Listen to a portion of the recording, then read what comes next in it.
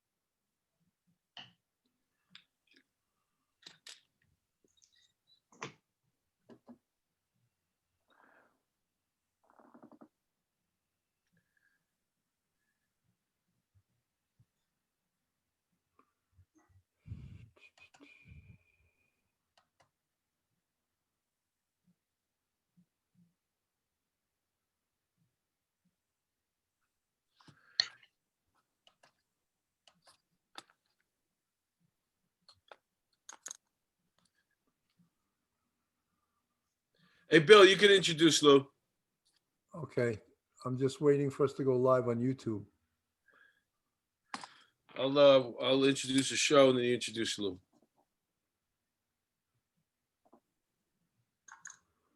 Okay. All right, we're live. What's up, everybody? Welcome to another episode of Police Off the Cuff After Hours. My name is Mark DeMayo. I'm your host. Along with me is my co-host, my partner in all things law enforcement, the very handsome, and he's got a new commercial ad out. Bill, can you hear me? That was actually an old commercial that I just posted. Okay, it's for a hearing aid, so I just want to make sure you could still hear me. Okay, Bill, you out there? Yeah, I'm here. That's the kind of job you get in. You can't see me or hear me. I could hear you. I was messing with you, bro, with the hearing aid. Okay. You know. Introduce our guest, man. You know how insecure I am with this being the engineer and all this other shit, and then you're messing with me. So tonight we have an unbelievable guest. He's actually a retired NYPD sergeant who I worked with. God, it was 1989, 1990 in the 2-6 precinct. That was my when you got promoted to sergeant back in the day. They used to give you a 6-month command and your permanent command. So in case you fucked up, they'd only keep you there for 6 months. Then they'd ship you out to your real command. Anyway, that's where I met Louis Lapietra. And I knew he was destined for greatness, but not in police work. You know, he was destined for greatness in something else. And sure enough, during his police career, he got a law degree, and now he's counselor, Lapietra and Krieger, his law firm, and he represents a lot of cops, but also the Captain's Endowment Association, which he's a great lawyer. So you gotta look at this guy. Lapietra. What's up, Lou? How are you? Good evening, Mark. Billy. Cheers. I got my official. I don't know if you could see that, my Captain's Endowment glass right there. That's a nice looking glass. Yeah, well, you know, it's once in a while they give a nice little appreciation gift, and that it's always nice to be appreciated. That's nice. How you guys doing? I got my Bengali IPA. Oh, nice. It's endorsed by alcoholics around the country, around the world. Very actually. nice. It's a good looking label on there. It's a good beer. I like it a lot. It's good. Packs a punch. Put it that way. Cool. Billy, what are you drinking? I guess. I just have my Poland Spring water standing by. You know. All right. Somebody's got to keep it together. I want to keep it straight. You know. What do you got going on behind you, Lou? So I guess you could see a little bit of my guitar collection up there. See that? Yeah. That's just 4 of them. I got about 19 or 20 of them. I mean, the rest of them are downstairs. These hang up in this is my home office where I've been working during the various cycles of this pandemic. Probably 90% of the time working from here, doing hearings from here, court appearances from here. And, you know, the nice thing about working from home is that you're going to have a good commute and you're going to eat well. The bad thing is, you know, I start at 7 o'clock in the morning and it's like, you know, tonight it's like half a day, 7 o'clock, and I'm hanging out with you guys, which is nice. I mean, I'm sitting here sometimes 8, 9, 10 o'clock at night. It's nuts.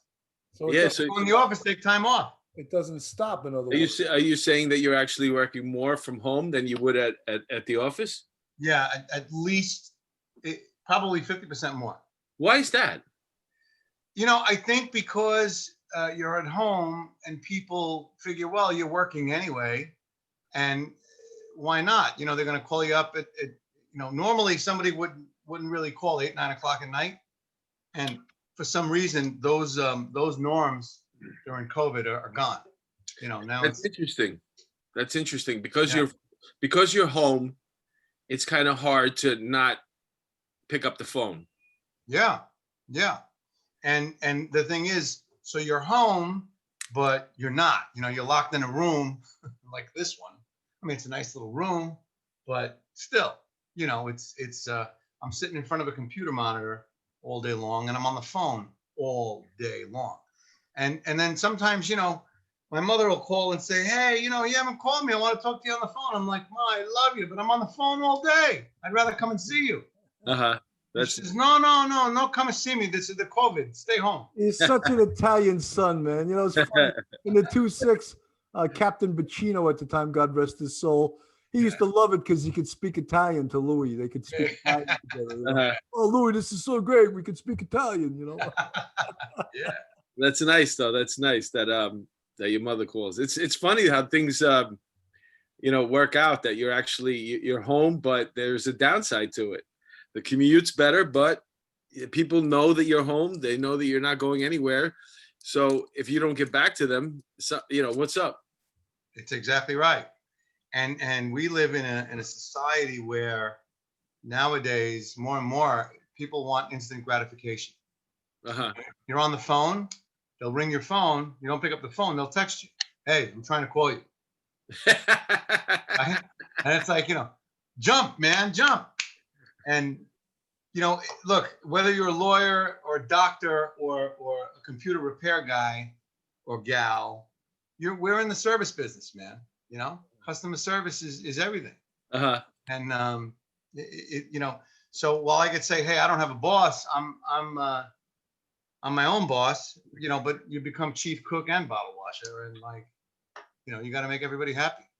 We all have somebody to answer to. What's your prediction? How long do you think you'll be working from home?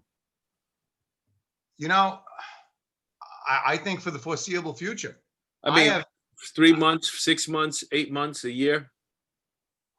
It's interesting, Mark. I've almost made it to the point where I have no paper. Every piece of paper I get, I scan, and I have a system, and it goes online, and I can access it online. So whether it's whether it's a complaint report or whether it's a court filing or anything, a letter from a client, anything at all, I can access it from here. I can be in Miami. I could be in Italy, frankly. So I don't know. I may never go back to the way I was. I don't know that I need to go back. I mean, I have to go back. We do hearings from the office too. We do CCRB hearings from the office. Wow. Because in the midst of the pandemic, we've changed our rules, not only in court proceedings, regular court proceedings, but also with internal affairs and with CCRB and with, OEEO and those kinds of things, because to the extent that we can appear remotely, and that has its advantages and its disadvantages. If you and I are together in a hearing and you're being interrogated by internal affairs or CCRB, I think you would want me to be able to kick you under the table if you're talking too much. Here, I can't do that. What do I do? Wink, nod, do we do baseball signals? Like if I scratch my nose, that means shut up. And you can't see, the guy crying when it's going really bad. Who's controlling the Zoom? Because if you're controlling the interview, you could put your guy on mute. So more often than not, it's not defense counsel that's controlling the Zoom. It's going to be the agency, whether it's CCRB or the police department. And so originally people were using this format here. We're all on Zoom now. Then for a while, some people were using Cisco WebEx. Now everybody's using something called Microsoft Teams, which is supposedly the most secure. It's the hardest one to hack. This one supposedly is easy to hack. What, Zoom? Yeah, I mean, I don't have any data to support that. That's just what you hear. There's a security appendage there, but when you're putting together your Zoom, you can press it that you don't have outsiders. I did an interview the other day, and all of a sudden, I had another guy there. I didn't know about it while we were doing it, but I got an email that so and so is joining your group, and it was like it had a funny name too. Like you knew it was like a Jokey Jokester was the guy who stepped in my. I guess maybe he got scared or something. He saw two cops talking, and he didn't want to he got scared. He bailed out, but he was looking to jump in. Yeah, I would love that for some guy to run across the screen naked. yeah. Great. And make for a good YouTube, that's for sure. Oh yeah. We go maybe, but that'll be the one that goes viral. Oh my God, that's crazy. So Louis, a lot of changes from the last time you were on our show as to now, and none of them, frankly, have been good. No. You know, the department getting rid of anti-crime, the diaphragm law, just the whole lack of support for the NYPD. The city council even tried to make a new rule recently about parking, paying people to rat people out for illegal parking. I just, it sounds like the Soviet Union, you know, with some of these. Well, what's interesting about that is, so supposedly the city council is progressive and quote unquote liberal. And I don't know, but I always construed liberal to mean free. That sounds to me like the opposite of freedom. Yes. Yeah, but they've been hoodwinked. I don't know if you can call the Democratic Party liberal anymore. It's either somewhat moderate or all the way to the left. Yeah, and that's a shame. And I'll tell you, I think that a lot of the reaction, you know, so most of my days now are spent in post-protest business. And what I mean by that is the Department of Investigation has been tasked by executive order to look at the department and determine what it is that they did wrong versus right in response to the protests. Yeah. So I've essentially had every single three-star chief interviewed by the Department of Investigation. And these are compelled interview where they, you know, so they read you almost this version of Miranda, right? And then they make you raise your right hand, because in the event that you say anything that could be construed to be against your penal interest, then, you know, that statement is immunized. So that's the level that they've ratcheted this thing up. What does that mean, that statement? That becomes part of court record because you said it? What it means is if you say, for example, yeah, and the protester was an asshole, so I smacked him. Uh-huh. That sentence could not be used against you in a prosecution. Okay. They couldn't say Mark DeMeo admitted to smacking the guy. So that's what that means. So you have DOI looking at the department, and DOI's mission is to put together this huge report, and they probably will before the end of the year. My guess it's going to be 12 to 1,500 pages of stuff that nobody's going to read, but it's basically ammunition to reform, quote unquote, the police department. Yeah, but when you say that, the police department's argument should be that we were told to stand down. So when you're asking me what's wrong, the problem that's wrong is that I couldn't use everything that I had at my disposal to put out to stop these people. Well, it's interesting because without naming names, I did a recent interview. And one of the things that this guy was accused of internally was that the department didn't like the way resources were allocated and or manpower was set up during the protests, right? And what the core of the issue was, and he said it without expressing it the way you just did, was it doesn't matter. I mean, at one point we had 20,000 cops out there, right? But the issue is if you have the message to the police nationwide, not just in the New York City Police Department, is that we are not only are we not going to back you, but if you take a tactic that seems to be overly aggressive, we're going to arrest you. Right. Couple that mentality, that mindset with, Billy mentioned it before, the diaphragm bill. Couple that, it's a perfect storm with 50A. The repeal of 50A was when we were cops, our personnel records, including our disciplinary history, was sealed. It wasn't available to the public. Now it is. You can actually look yourself up. I found that apparently I had somebody with a nightstick in the 80s and pointed a gun at somebody. And I showed it to my wife. I was like, did you look yourself up? Yeah. I was sleeping in the radio car. Well, okay. I'm surprised at that. Why am I surprised at that? There's a picture of me sleeping in the radio car. You know, and so you get all that stuff. So what happens is, so now, you know, you have that perfect storm along with bail reform, right? Yes. So bail reform says that if in the midst of COVID, a guy spits in your face and then curses at your family, threatens to sodomize your wife and children, and you collar that guy, chances are he's walking out before you're done with your paperwork. So you have that perfect storm. And what do you think the cops are going to do? Nothing. Right. Nothing. And you know who does it? You know who does it? You know who's doing everything? The white shirts, my guys. You know why? Yeah, they're taking action. Yeah. Because they're immune.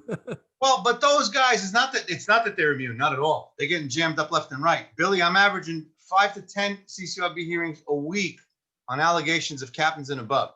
The full birds I'm talking about, 1-star chiefs. I had a 3-star chief had to appear before CCRB. Unheard of, right? Yep. So they're not immune. But what it is they're generally older men and women. And they still remember when policing meant occasionally having to get physical with people. So they were not programmed in the academy to have hands off. They were not programmed in the academy to have, you know, that it was acceptable to have a bucket of water poured over your head. So what happens is the generations of cops, the newer cops that were so programmed, aren't doing anything because that's how they've been trained. It wasn't like when we were around. So that's really what's up. It's not a matter of the resources. Mark hit it on the head. You know what like broke my heart, and not just in New York City. There was a couple incidences in New York City that I saw in the news. One of them was when that lieutenant got hit in the head with a brick, and the cop pulled his gun on the guy, and de Blasio wanted the guy fired. That's right. I mean, that to me, that was just a misinformed politician who, and you know, just to put it mildly, is a jackass. You know, well, you know, it's interesting as time has evolved, and he's been more and more de Blasio. That is, and I'm not a fan, but he has been less and less critical of the police department because he's starting to become a little bit more clueless. I mean, he was completely clueless, but he's starting to get a little more clued in when things like that are shown to him and say, hold on a second. We want to put you in this scenario. We want to put your bodyguard in this scenario. Yes. Right? You're the lieutenant. Your bodyguard pulls a gun on the guy. What do you think? You think you're going to keep that bodyguard? Of course. Or do you want the bodyguard to like turn and look the other way? You think he's going to still have that detail? Well, I'm also very concerned with not just in New York City, but nationally on Article 35 of the penal law and the use of force and justification, because it seems like even the rules of justification are changing, and that you got to be concerned with using deadly physical force because they're looking to lock you up no matter what happened. Well, right. It's the old, I don't think most people understand, and this is all pre-George Floyd. I don't think that most people understand that if you, and you remember this from your time, if you shoot somebody and you kill somebody in the line of duty, it's automatically reviewed by a grand jury. Right. You know what grand juries review? Criminal acts, right? So to the extent that a grand jury presentation or a grand jury investigation is undertaken, in the grand scheme, in the normal way of thinking, that means a serious crime was committed, which by implication says that a cop who saves his or her own life or his or her partner's life is by implication being viewed upon, at least temporarily, as a criminal. Right. So, Well, knowing Louis, all that, let me just stop you for a second. What is the definition of homicide? It's simple. Death caused by another. That's the definition of it.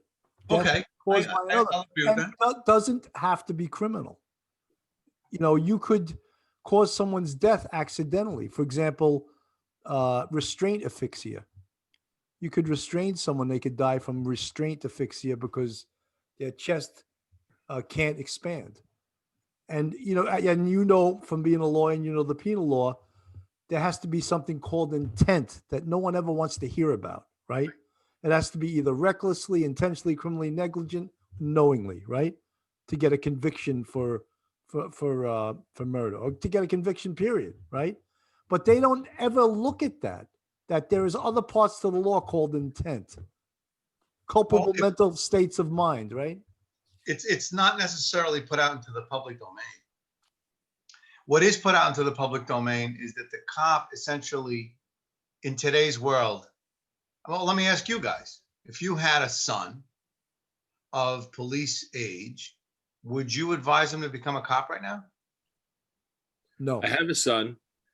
Yeah. He's of police age, and we never had that conversation because he never brought it up. But if he did, I would steer him towards another line of employment. Well, doesn't that tell the whole story? Yeah. I mean, we came from a time when, I was a first generation cop. I mean, my mom and dad they came from Italy, So, but I remember talking to people. What's that? You mean your father wasn't a centurion or a polizia in Italy, right? Or No. There's two police in Italy. Carabinieri and the and polizia. polizia. Yeah. Right. And then there's becoming a cop is like me telling all my friends my son's a nurse. My son's he's in nursing school right now. So it's interesting, in Italy, if you become a cop, it's kind of like, it's not like unless and until you become like a commander or something, they're like, yeah, you're a cop, big deal. And I never knew that. I never knew that until I went back to Italy as a I don't know, I guess I was a young cop, and they're like, really? So that's what you did? You became a cop? They're like, you couldn't do anything else? I'm like, what do you mean? They're like, well, we thought you'd be like something else. I'm like, what else is there? Well, yeah, because over there it's more like some guy, maybe you tell somebody to move their car, or there's not really that much crime there where you're tackling people and you're making collars every day. It's not what they told me? They told me that when you get stopped on the autostrada, right, the Italian highway, the cop gets a commission on the ticket that he writes. Mm-hmm. He gets like 10% of whatever you write. It's like our highway cops. Yeah, but they don't get a commission. No, actually get a commission. That was a joke, Louis. That was this highway was known years ago. Well, they were like, because they had quotas. They'll never tell you that. Yeah. But these guys made their own quotas and they tried to outdo each other because they could. Some guys were like driving, instead of driving Fiats, they were driving the best Alfa Romeos off duty because like they wrote a lot. Hey Lou, let me ask you a question. So because we're in a stalemate right now because this is where Biden in the leaked audio suggests GOP beat the living hell out of us over defund the police.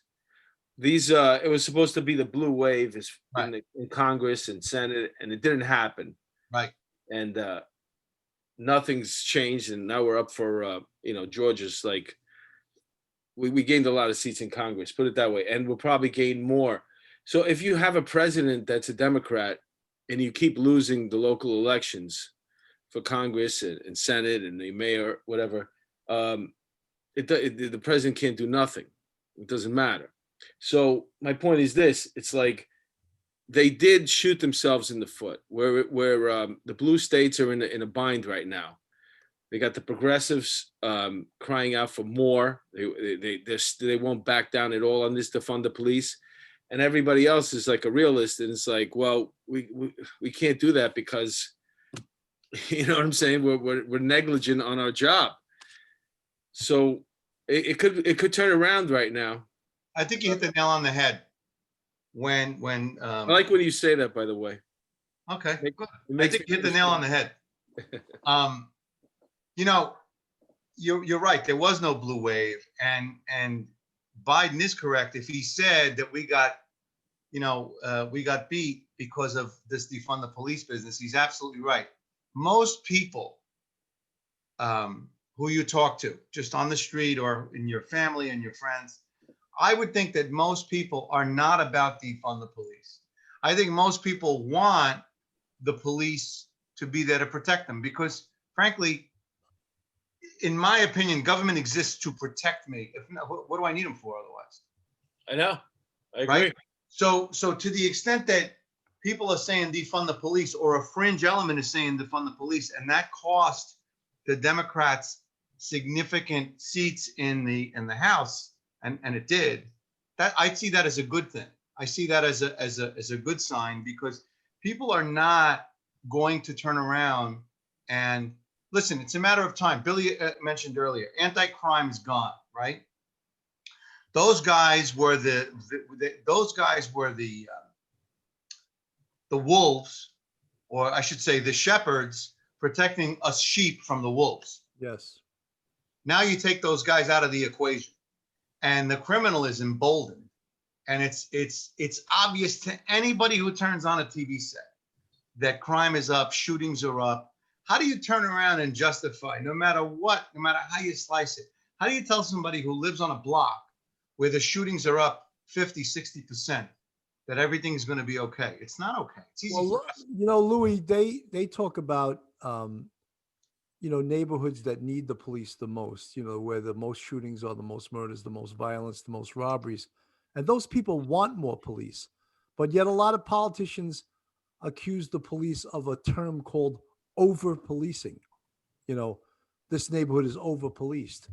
But policing a neighborhood is determined by the 7 major crimes. And if you're getting a lot of shootings, if you're getting murders, if you're getting assaults, you're getting a lot of robberies, it's policed a certain way. Sure.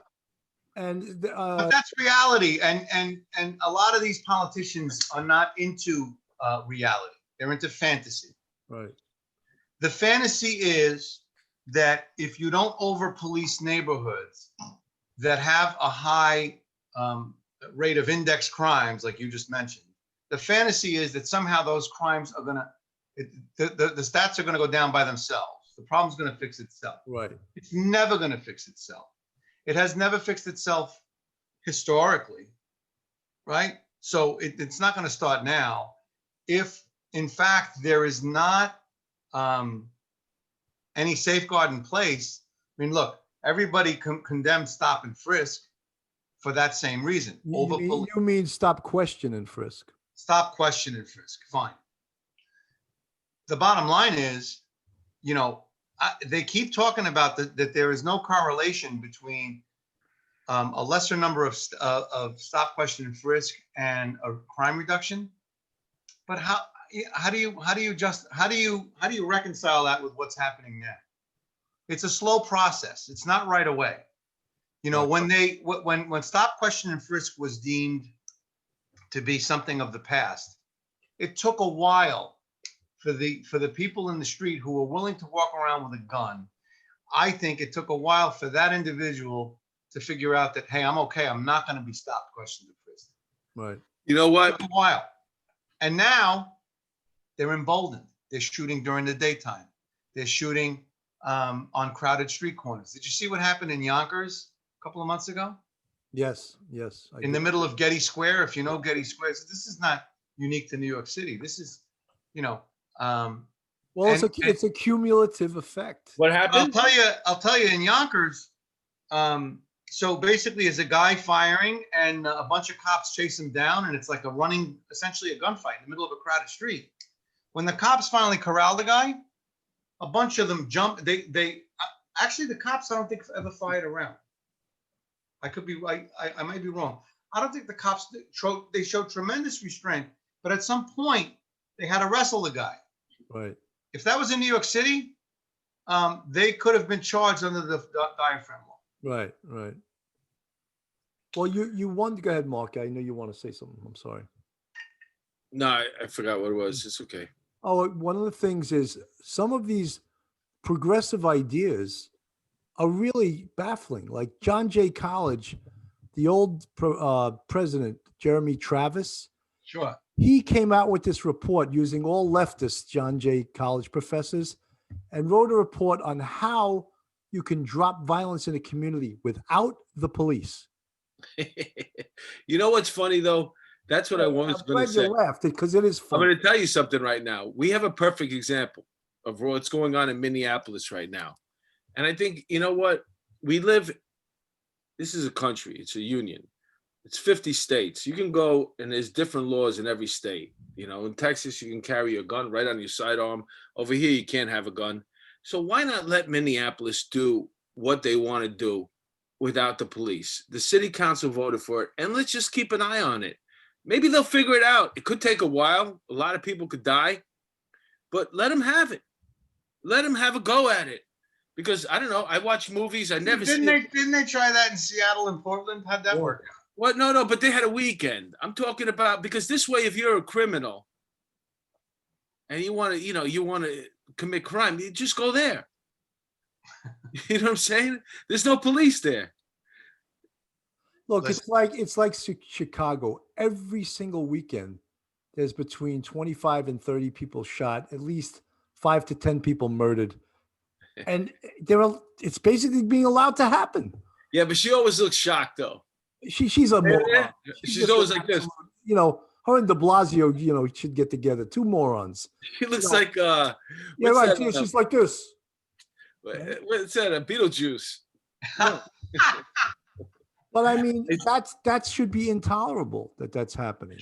But listen, at the same time, Yeah, but here's the question, right? The question: where is it happening?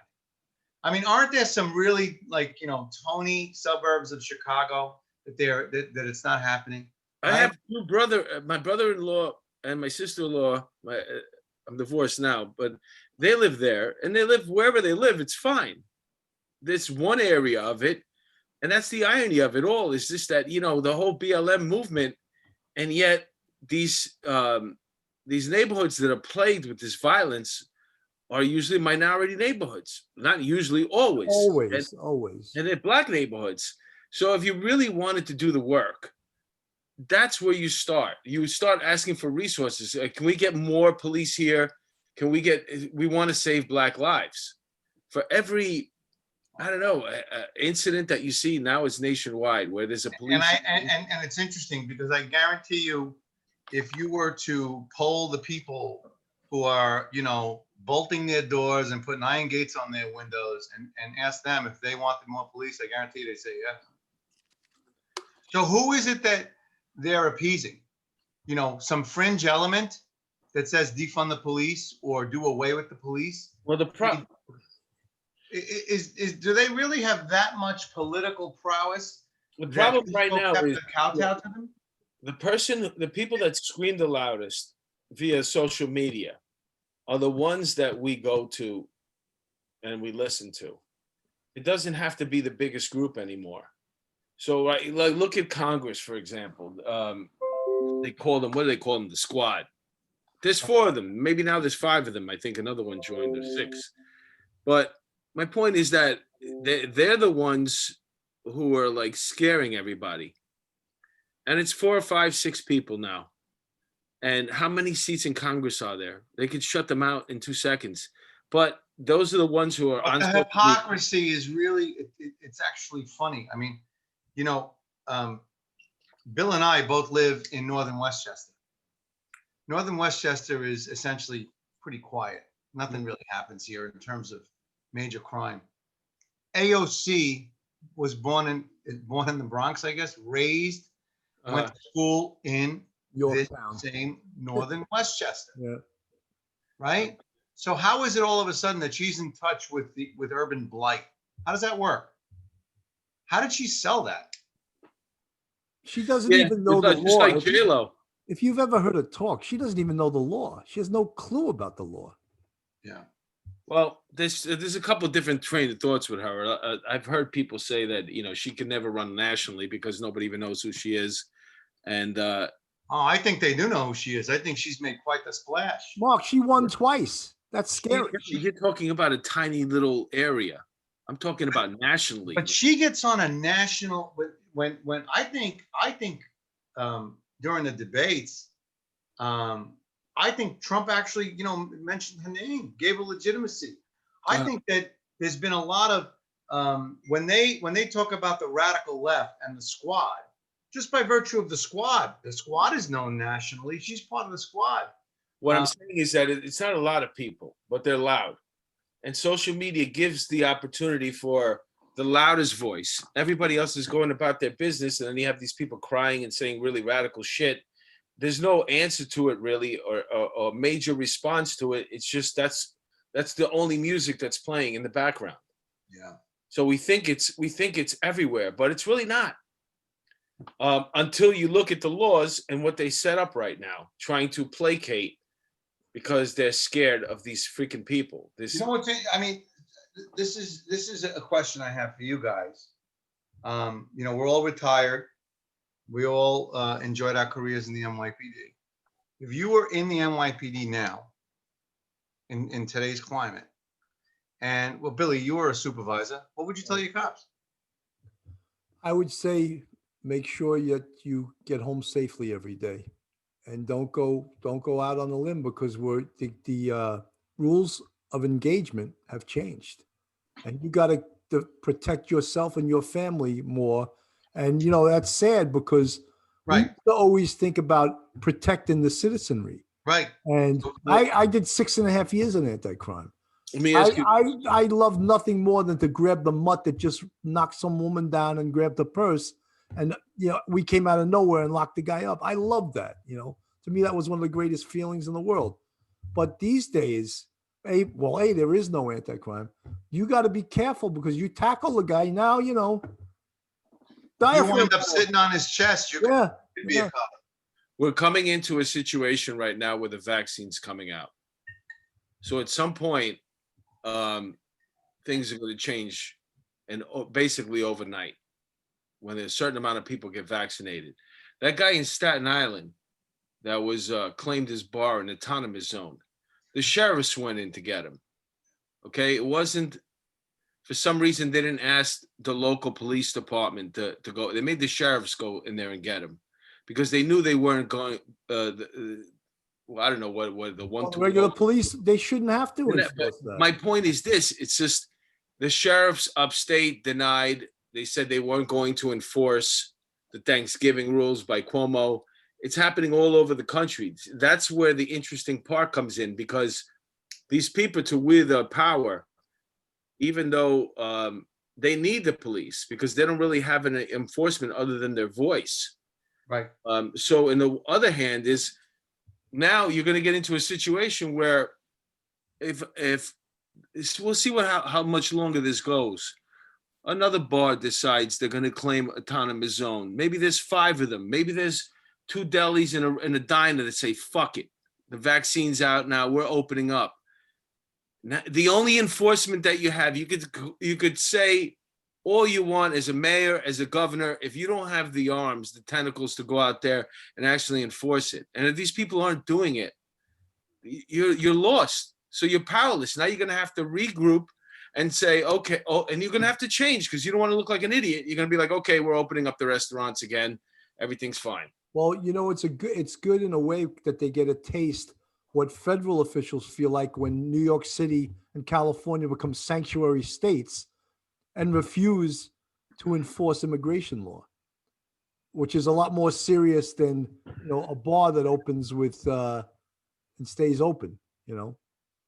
Yeah, but that bar is a big indication of people fighting back. Yes. And it's just the beginning. And now that the vaccine's coming out, you give it 2 or 3 months. I don't care what kind of nonsense you're trying to pull. The people, if you had the opportunity to get vaccinated and you didn't, all bets are off. It's just like the flu. I'm opening up. Fuck you. Right. Do you know what I'm saying? That's it. Well, People you know, gonna- another thing is after 9/11, it took like 10 years for the city to fully come back. I think this is 10 times worse than 9/11. It's going to take New York City 20, 25 years to come back because they've decimated this city. They lost all the major taxpayers. They've Okay. moved out to their second home, and they've destroyed the city while the tax base has left. Well, the only way you can do that is by, like what I said, this vaccine's coming. There's going to be an opportunity for people to get it. They're going to have essential workers and whoever they pick to go first. Then there's going to be a moment there where you're going to have a choice. And then there's going to be another moment there. And I'm giving each one a month where, okay, you had the opportunity to get it. We're opening up. So either the government catches up or it's going to be beyond your control, because at that point right now, you become like the prohibition. The vaccine's out there. You can get it. You chose not to get it. I got to get back to work. We're going to open up underground, speakeasies, whatever the fuck it is. It's going to happen. It's already happening now. It's already happening. I was going to say that. Once in a while, you'll read about a big party getting broken up or busted. Yeah, Like that. it's great. I know all of them. There was one in the Bronx, a fight night, a bare knuckle fight. There's Wow. 6,000 people getting married in Brooklyn, and then right next door to a firehouse. Nobody knew nothing. There's parties going on all over. 150 people getting arrested. But what I'm talking about is the vaccine is the deal breaker. They don't realize that, because when the vaccine is out, all rules the bets are off. Because at some point you should have taken the fucking vaccine. It's there, and I'm giving it 3 months. I'm giving it 3 months before you, because this power that our local 3 months isn't bad. If it starts to turn in 3 months, where if there's a significant portion of the population that's vaccinated, it'll be just like some people will choose not to be vaccinated, but that's okay, right? Yeah, Some that's people your get the choice flu, right now. but it's not like everything doesn't become a potential super spreader event, because if there's a portion or a significant portion of the population who's gotten the vaccine, then the rest of them are taking their chances. Listen, there's a lot of people saying, well, I want to see what happens. You have every right to see what happens. But once the thing is out there and it's available and the initial rush to get it is over, there's going to be a period there, a small period, maybe 3-week window. And then after that, you had your opportunity to get it. The lines are not that long. We're going to open up. Well, And the government at that point right now, if you're still trying to enforce these things, you're going to lose it. It's going to. Some government and federal employees, the government's going to force them to get the vaccine. What if you as a citizen say, I don't want the vaccine? Yeah, that's going to be interesting too. yeah, I don't know. I don't know. I'm asking you, you're an attorney. I don't know. I don't know that they can lawfully do that. Well, they do a lot of things that aren't lawful. Well, I know, but the question is whether anybody calls them on it. Well, Sanctuary City is unlawful, but they do that, right? Right. Well, I mean, and they tolerate it to a point, and then eventually they. Because what's interesting about that, it crosses a line between conservatives and real leftists, because that is a mindset that it doesn't fall between a political party and anti-vaxxer. That's its own thing. Yeah, it's its own thing. So now you're creating a whole different group of people that don't want to get vaccinated. And they're going to bring up their own fight. And you're going to tell me that if you want to pass something where city workers or government workers have to get vaccinated, all it takes is one person with a lawsuit that says, I don't want to. Right. And it's going to inevitably, it'll get there. But it's funny how 3 months. So yesterday I spent my entire day in police headquarters. I was there from, about 9:30 in the morning till about 6 at night. Who made the antipost? No, I wasn't. Listen, I'm going to tell you, I was in hearings all day. Good. Thank God I brought a freaking power bar with me, because at one point I turned around to the investigator and I go, you realize if I was a collar, by now I would have gotten a bologna sandwich? That's right. I'm like, the guy's like, well, I got a banana. You want a banana? I'm like, yeah, They didn't like when you pulled out some mozzarella and tomato out of your pocket. yeah, right. I pulled out a Had your prosciutto. own balsamic vinegar. Hey, let me tell you what I got over here. But the interesting thing is, everybody in the building was wearing a mask. 3 months ago, that wasn't the case. Guys had the mask, they had it like hanging out. They had it hanging on one ear. Once in a while, everybody was walking. It was like walking around in a hospital. You know what? Can't get on the elevator without a mask. Right. During the hearing, at one point, the guy was talking. He's like, "Do you mind if I take my mask off?" But we were all sitting, 6-8 feet apart, so it was fine. But very different atmosphere in that building. But they're saying that the 6-foot thing too isn't that scientific either. That people have gotten it 20 feet away from someone else. Yeah, but don't forget too, if you haven't had it yet, right now you're at the finish line. Well, that's the thing, and it's funny because have you guys had it? I haven't had it yet. I haven't either. So my mask gets tighter and tighter until this. You had it? Right? No, I didn't have it. My mother and my sister had it, and they had What it blood bad. type are you? What? What blood type are you? A positive. See, you got to be careful because those are more susceptible. O plus is Yeah, O O is is the best. the lowest. Yeah, the thing is, like, as you get closer to the finish line, like my mask gets tighter and tighter. You know what I'm saying? Like I'm like staying away from people now. Hey, in a couple of weeks, I'll be able to get the vaccine. See how many people kick the bucket off of it. If it's okay. You're not getting the vaccine until April. I think that's optimistic. I don't think you're going to get it in April either. Nah, I think that's very. I mean, unless you have a hook, and like anything else, right? There's not supposed to be any preferential treatment or skipping the line or this and that. But it's inevitable. I'm telling you, I don't think so. I think it's like look at what happened with the COVID test. You couldn't get the COVID test at all, and now I got 6 COVID tests in a week. You know what I mean? So all you got to do is I go to the city med, I put my name down on a list. They call me, tell me when to come back, and I come back and I wait 20 minutes. I'm getting tested. Well, they've gotten it together. That's for sure. I mean, it was such a panic before. They didn't have any idea what they were doing. Now it seems to be a little more.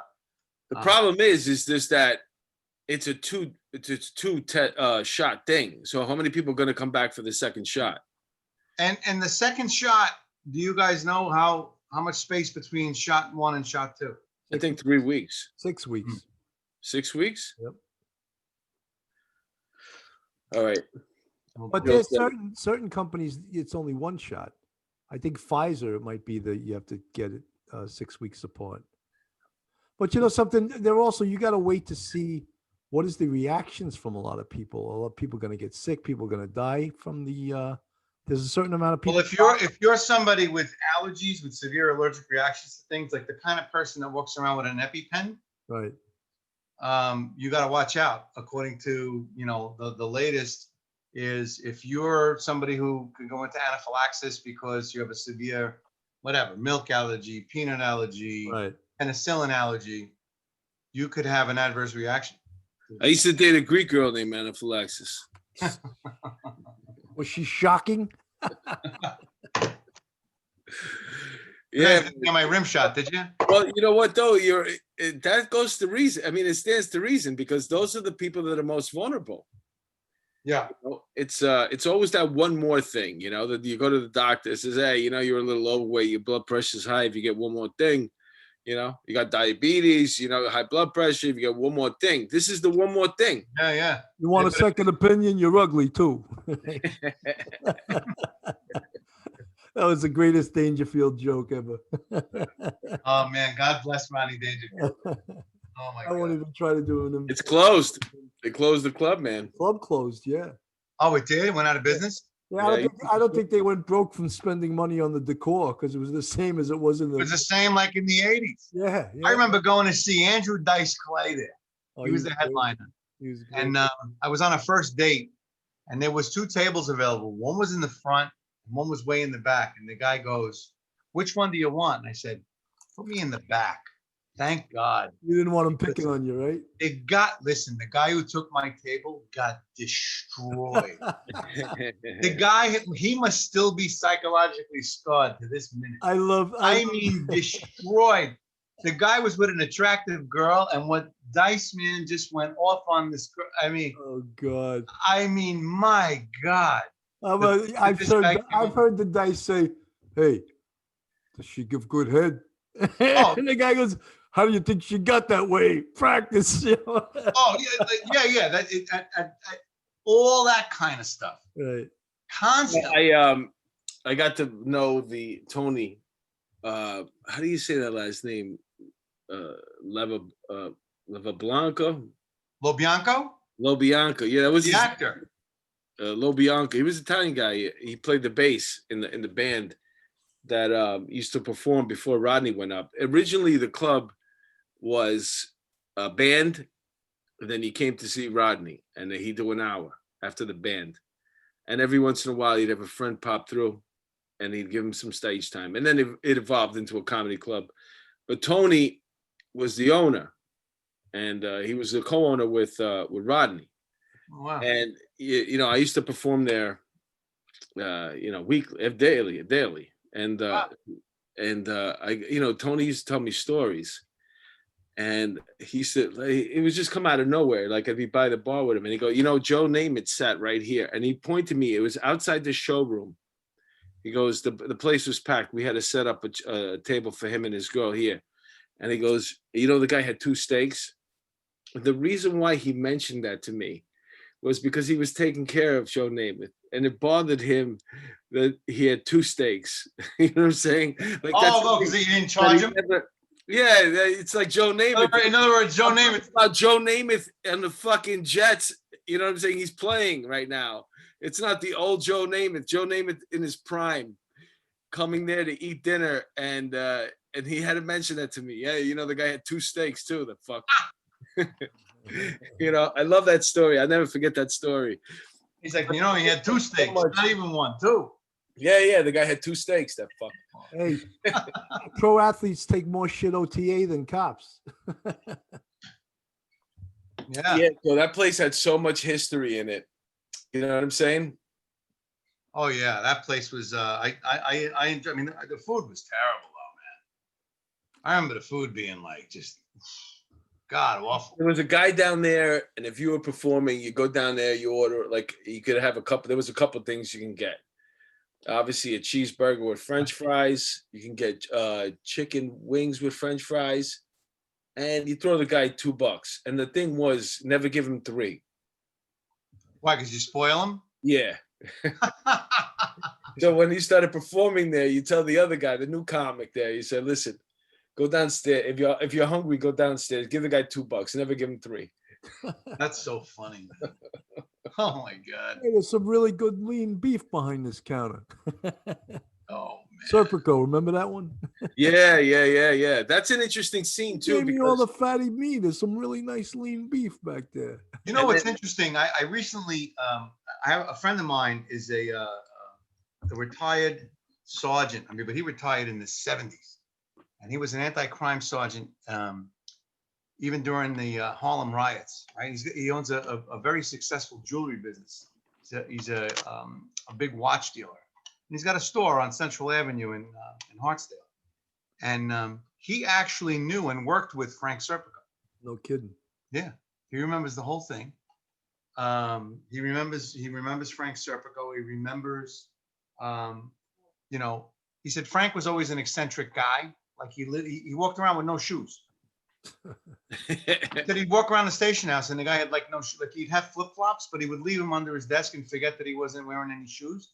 And he'd walk around barefoot, like in the station house. Maybe he was related to Vinny the Chin Gigante. Vinny the Chin. You know what's funny is that there are people like that. I worked with a detective, and I remember one time, his name was Alex, and so we worked opposite teams, and just to keep camaraderie. And I saw that he was going on vacation. I said to him, "So what are you doing for your vacation?" In passing, our shift is coming in. He's going, "What are you doing for your vacation?" He goes, "Oh, I'm going to go spelunking." What? He said, I'm going to go spelunking. Splunking, yeah. Yeah, so I was like, oh, that's good. That sounds really good. And I just walked away. What the fuck? I didn't know what the fuck Right. spelunking was. What is And then I that? looked it up. Two caves. Yeah. This guy was into like, cave diving. It's cave diving. You go Were in you there. impressed that I knew that, Louis? That is So it's just, and you know what was great about him though? My favorite thing that he used to do was if he had somebody in the box, right? He'd go in there and ask them if they wanted something to read. And of course they're going to say, yeah, because they're sitting there. Back then it was like, really, you didn't have your cell phone with you. You're just sitting there all by yourself waiting for them to come and talk to you. You don't know what the fuck's going to happen. So he'd ask them, do you want something to read? And they'd say, yeah. And we had this whole stack of National Geographic magazines that he used to bring in. And he used to take two of them and then he'd throw them on the desk there. He goes, read that. It'll change your life. And then he'd walk out. It used to blow my mind. Wow. We used to see how pissed these people used to get. Wow. They didn't know what happened right now. It'll change your life. Some of these, I mean, the characters, man, on the job. I remember when I around 91, Billy, when I left Manhattan North, I remember I got a call. They wanted somebody who could write well. They wanted somebody to go to operations, right? So you mentioned Inspector Pete Buccino, God rest his soul. And they wanted me to go down there. And I said, I don't know if I ever told you this story, but I said, you know, Inspector, I want to talk to you. They want me to go down there, this and that. Remember how he used to talk kind of like, yeah, he used to go, hey, you got to go down there. well, he was like a Jimmy Cagney, like, Yeah. he'd be like, Yeah. what do you mean? What's the problem? He Yeah. said, well, you know, I really like it here. It's a nice precinct and I got a good boss and I got, you know, I'm working with good guys. I'm good, you know. He's like, listen to me. Go down there. You can always come back. He goes, don't worry. You'll have a home here. He goes, go down to the building. You never know what happens. Yeah, it's true. Right? You And, never came back, man. You came back with I a never war came story. back. I wound up spending the rest of my career in that building. But what I was going to tell you is you're talking about like Splodunkin and these kinds of, I was back then the operations unit was on the 8th floor, right? And it had a desk just like in a precinct. And you remember the operations unit? It had like, I don't know, 3, 4, 5-story ceilings. Remember that? You ever go walk in there on the 8th floor? I don't think I ever walked in. I used to call them a lot. So the operations unit was kind of cool. Like you'd walk in and it was like this huge room with a bunch of like workstations, people sitting at tables, mostly cops in uniform. And there would be a desk, just like in a command. And on that desk would be a sergeant and a lieutenant or 2 sergeants, right? And they were basically the city, you were the desk officer for the whole city of New York. It was kind of an awesome responsibility, right? And that was, you know, I want to say 90 or 91. Now in 90 or 91, that was just when the EEO thing started happening, right?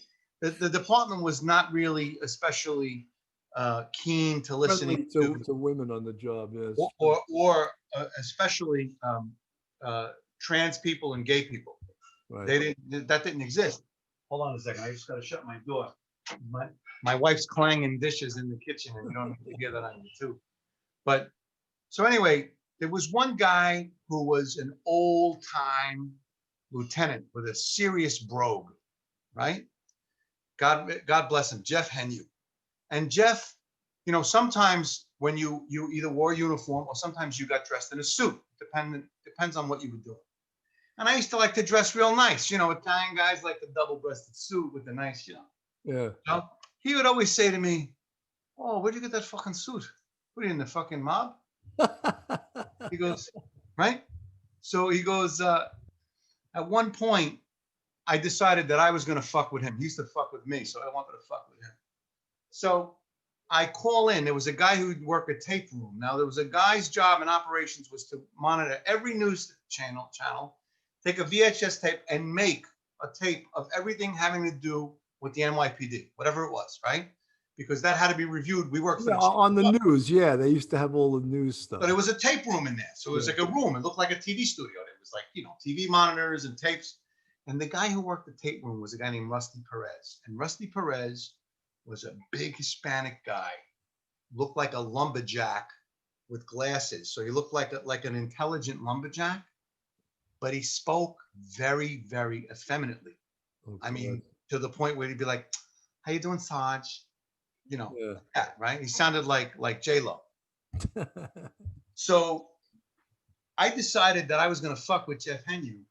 I make believe that I'm Rusty Perez, and and I call up, and I'm calling from the operation. I can watch him from where I was. It's a huge room, and I know that it's a tour change is crazy in operations. It's like a nutty time. There's a lot of phones are ringing, and back then we didn't have cell phones. I mean, we had the cell phone that looked like a car battery. We Yeah. used to walk around with, but behind the desk there's all these phones. It was like the red line to Chief Johnston and the line to the police commissioner and all this kind of stuff. So those phones are ringing. He's going crazy. I call up and I make believe I'm Rusty, and I tell one of the detectives. I said, "Tell him this is Rusty. I need to speak to Lieutenant Henu."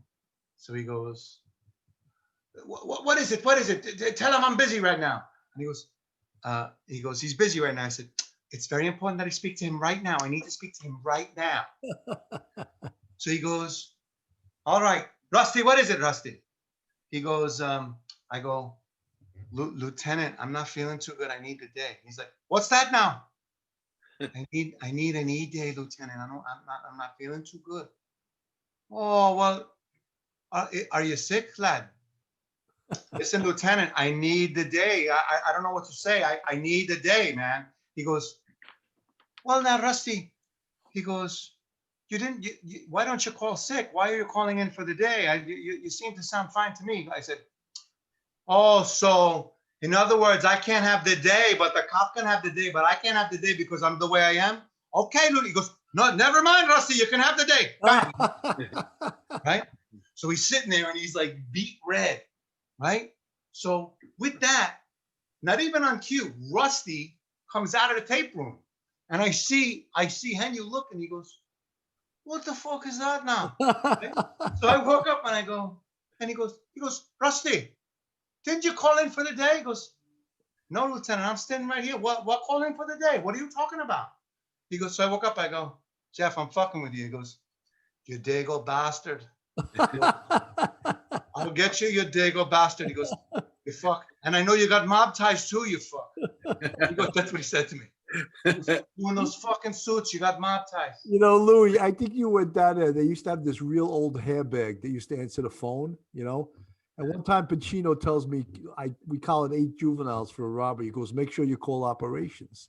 So I call operations, and an old hairbag answers the phone. I said, "Yeah, this is Sergeant Cannon from the 2-6. We have this and that." He goes, very really condescendingly, he goes, "This is operations." And I without missing a cue, I said, "Hey, officer, I know how to dial a phone." And he didn't know what the fuck. I was like, his head probably exploded, you know? I think if I had to guess, it was this guy, Larry Zontini, who looked exactly, if Fred Flintstone was turned into a human being, it was Larry Zontini. He looked exactly like Fred Flintstone. You know, all he needed was like that spotted leopard thing that Fred Flintstone wears. Well, you know, at 1PP, everyone assimilates the rank of chief or inspector at least, right? No matter what rank they are when they talk to anyone outside the building, you know? Yeah, that's a funny thing is like when whoever the power that be, if they leave, they get bounced out, promoted, and now all of a sudden you have their lieutenant or their sergeant there, and you know somebody else is coming in there, and there's going to be a clean sweep, and that freaking dude who was shitting on everybody when he had the phone. Oh, man. For That's the what last happened 4 or 5 years. when Pulaski left. All the people with him and other chiefs that treated people poorly, their whole crew had to go, you know? Yeah, you know, that's why I was like, it didn't matter where I was nice to everybody. You have to be, yeah. It's funny, you know, you talk about, you did your 6 months in the 2-6, I did mine in the 2-8. And when they looked at the transfer orders where I came from the intelligence division. They were like, intelligence division, and you're here? They go, "Oh, you're on a scholarship." They kept saying that. Yeah. And I didn't know what that meant. What did it mean? It meant that I obviously fucked up someplace, because you don't go from Intel to the 2-8. The 2-8 in 1989 was like, Oh, yeah, it was rocking. it was rocking, man. Yeah, it's the hub. Oh my God. Right. And meanwhile, it's like, I didn't ask for nothing. I didn't get nothing. I was actually happy to get Manhattan North because I lived in Westchester. I was like, I could have wound up in Brooklyn. You know? That's true. So what are you doing for Christmas? If the governor is listening, I plan on having 5 people. If the governor is not listening, I plan on having 20 people. Italians don't do Christmas small. I got to make 7 fishes. What does that mean? I'm going to have 3 people. God. Yeah, that's a weird thing. It's Nah. overreach by and with no. It's we talked about earlier. It's going to be an interesting thing that's going to happen right now with this vaccine. Listen, I don't know any cop, constabulary, deputy, sheriff, or other law enforcement officer that's going to walk into somebody's house on Christmas Eve and say, "You guys are under arrest, or you got to break it up." That's where the interesting. That's beyond the Soviet Union, man. Because at some point you need law enforcement to be your tentacles out there to enforce all this nonsense that you want to do. And if you're talking about, because if the Republicans are for less government, Democrats are for more government, and at some point they're going to have to relinquish this power, and it's tough to do, and they might just be forced to do it and have to backpedal. You're going to see it and it's going to be overnight. Just the backpedaling. Well, listen, your lips to God's ears, because as a moonlighting musician, I can't tell you how badly I miss that. And I miss Bill Cannon's daily song and concert. What happened to that? Doing that after You were on a roll, man. Would you run out of tunes? I was just doing, I was doing it for a while. I got tired of it, and I was just like, when we started doing more of this, we were doing this twice a week. We do this on Monday and Thursday every week. So I got a deal with to record the album, a comedy album, and they had to cancel the first one, and then I got a call last week asking me if I want to do December 17th, and I'm like, listen, who's going to be at the gig? Well, what I told them was, there's in 5 days right now they could do a complete shutdown of restaurants again, so Yeah. I'd rather not cancel again. I said, why don't we just go into the new year and get 2020 behind us? I mean, I want to do this as much as anybody else, but I mean, unless you're going to use a laugh track like they did in the 70s. I mean, No, it's there's a lot of stuff coming out right now, rooftop stuff, and it's it just shows you the sign. It's cool, like a comedian performing on a rooftop for 15 people, and that's his new album or his new special, that he's hawking. But it's hard, man. I mean, do you when you guys perform, right? And this is especially interesting to me as somebody who's been playing music in front of people for years. Do you find that if the audience, and this has got to be 10 times more intense for a comedian, if the audience is kind of like sitting there with their arms crossed and not responsive, does that take the energy out of you? Or yeah. And conversely, a really receptive audience energizes you. Oh yeah. I mean, I don't take any prisoners or any hostages. I go up there and I slay. So if you want to sit there, it's only going to take me, the first joke before I get you to loosen up. Because the truth is, most people come out to laugh. They don't come out there to sit there with their arms tied. If they had a couple of bad comics up before them, now all of a sudden they become apprehensive. Did I waste my money? Did I waste my time? They want it, man. They really want it. And you go up there and you give them some confidence and you give them a couple good jokes up front, man, and they're with you, man. They want to go for the ride. That's cool. I never let an audience dictate. And as a matter of fact, if I have just an audience sometimes that in the middle of the week that is not that responsive, I go more in, and then I go, you know what? Let me grab this joke that I've been working on that I haven't had a chance to do yet. Now's the time. Yeah, what the fuck?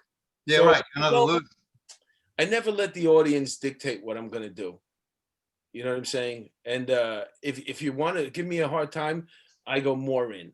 I never back up. Cool. I'm like, if I was a boxer, I'd probably get knocked out because I keep coming forward.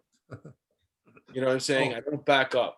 I'm not backing up for nobody. So Mark, we have a common friend, Frankie Hudak. Yeah, I love Right? Frankie. So how do you know Frankie? Well, Frankie's a comic, or he took a break now, but I know him from comedy.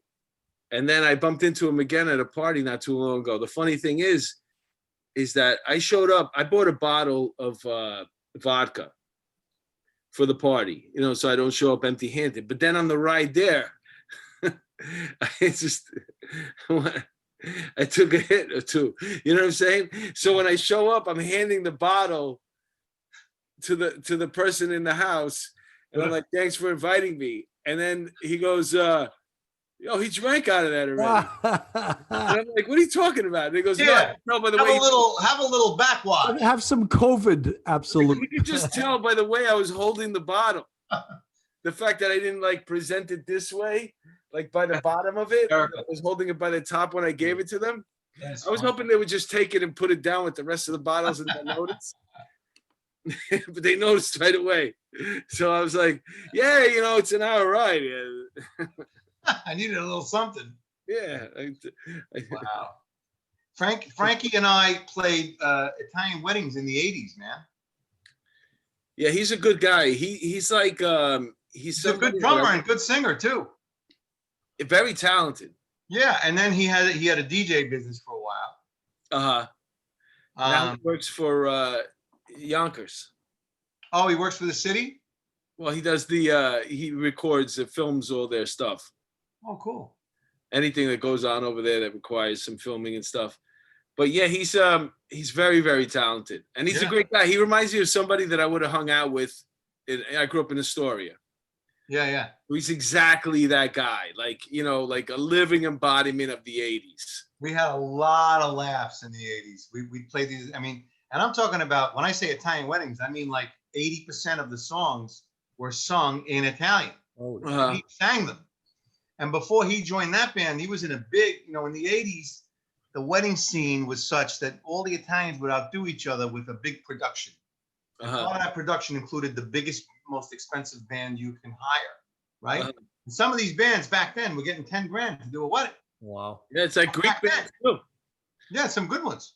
And he was in a good one. Greek bands. Greek? Yeah, if you're Greek and you get I married a Greek girl, and we had a really nice wedding, and we had a good band. But if you're gonna do a Greek wedding and you're gonna have 300 plus, you gotta bring the best band you can get. Yeah.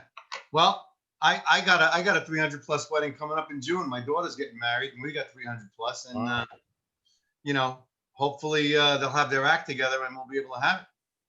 Johnny Fontaine will not get that part. I think it's the first time somebody's ever mentioned the date, and I think I honestly think that could work out. June 26th. Yeah.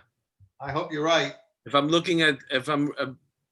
finally looking at, because look, we're not even halfway through December yet, and they're talking about the vaccines coming out. Listen, this thing has been an absolute train wreck. My son, who's a naval lieutenant out in San Diego, was supposed to be married this past July. COVID hit. They said, no, you got to do it in November. November comes along, COVID hits. Nope. You're going to have to do it next September. So now he's getting married after my daughter, right? Except now the latest wrench in their works is that the venue went out of business, is being taken over. And it's like, you can have the wedding here, but it's going to cost you triple. And I'm like, wow. Whoa, hold on a second. So it's just been. Well, then my father sent Luca Brazzi there, and he said, "You either put your signature on a contract or your brains." Yeah. That's right. That's right. Yeah, it's a tough time right now to plan anything and all these things, but I think the time frame that you're looking at, it should be okay. It should be. Yeah, hopefully. Especially the September one. I mean, yeah. And then there's moments where I start thinking to myself, is it ever really going to go back? I mean, there's so many things that have changed right now. Like you're talking about, we started the show, so we'll end the show in a circle, but you're working from home. Yeah. Right now. And, the only thing that could come up is a lot of these married guys right now, they need to get back on the road. because their life sucks. Yes. Yeah. They like the first 2 weeks or 3 weeks of it, but now they want to, they got to, how long can you keep texting that girl in Philly and the one in Arizona? When you do your field trips, when you got to visit several offices, it's just like a comic. You're coming out. Yeah, I'm coming out, but now you can't come out anymore. So it's just a question of, are you going to get rid of all these gumadas, or are you going to figure out a way to start? We need to get back on the road again. Listen, I gave up on the kumara thing as soon as I took family law in law school. That's right. You want to talk about the ultimate saltpeter? Read the domestic relations law. I guarantee you won't go no for no more kuma. Yeah, well, you know what? The soft Peter comes in too when you turn. I'm 53 years old right now. Oh yeah. That's what stopped me. Yes. Well, yeah. I'm 58, and that's a natural progression of things. Sometimes I lay down with the laptop. I'm ready to go. Get to my business. I just get too tired. I'm like, I'll take care of it tomorrow. Exactly. We're not even calling up girls right now. We're just too lazy to rub one out. At this point, I just, let me go get a sandwich and we call it a day. Yeah, like your libido at some point. Yeah. That's when you find, whatever. If once a month, I'm good. That's when you discover Haagen-Dazs caramel cone. There you go. I think we took up enough of Louis Lapietra's time. His phone's blowing up. This is the second time he's been on. We want to thank him. You want to talk about our Patreon too, Mark? Yeah, we got a Patreon. We need subscribers to join us so we can continue on this venture. You see how much fun we're having, how much information we get on a weekly basis. Bill and I are doing 2 shows, one on Monday, one on Thursday, 7 p.m. consistently now. We have well over 100 episodes. We probably close to 200 episodes all together. We're locked in for 2 more years. So I gotta tell you, the podcast is great. I like to go on Sunday. I walked like 12 miles, and I listened to the Ralph Friedman episode, and it made walking 12 miles like fly by. That was the first one we ever did, I think. No, that was second or third. The first one we ever did was just you and I together. No, I know, but it was like the first one we with this format of we were actually supposed to have him back on. We never wound up having him. Yeah, I mean, I'm going. What I'm trying to do is I go back to the library, and I got to make time to. And it's a perfect time is on long drives. Like I'm going up to Lake George, I always listen to you guys. Yeah. If I go on if I'm on a long walk or a long bike ride, perfect. Everybody has their little podcast thing that they listen to on long drives. We want to be yours. We have the best in law enforcement, anything that has to do with law enforcement, and proof of it is tonight. This was great. We learned a lot. We're not out of the woods yet. Well, Mark is also doing a show called One-on-One with Mark DeMeo. You didn't talk about that, Mark. Yeah, I have the huge fat loser. He's I love that name. His name is Aaron Lohman.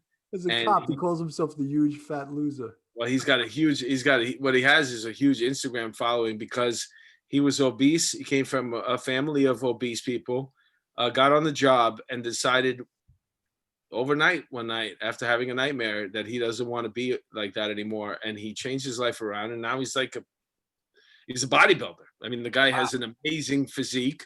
He's dropped over 150 pounds and he works actually, he's training other officers. As part of the podcast, did you oil him up? And now we're doing Zoom. So I had to do a virtual, and that was a virtual oil of his back. Yeah, it wasn't the same thing. That's great. But yeah, and Bill has a true crime show that he does. I'm really enjoying doing that. In fact, you know who I just got to agree to come on? Retired Chief Joe Herbert, superstar. Yeah, he used to speak at the Homicide course. He solved the Zodiac case. The guy, what a nice guy. He's coming on Tuesday. Oh, yeah, cool. He used to do what do you got coming up, Lou? Oh, I just have work and more work. I got a CCIB hearing tomorrow morning at 8:30. That's what I got. Oh, God. Yeah, but every time I look in the paper, you solve a lawsuit. Some lawsuit, 2 cops getting paid because of you. That's not a bad thing. No, There's it's a good nothing thing. wrong with that.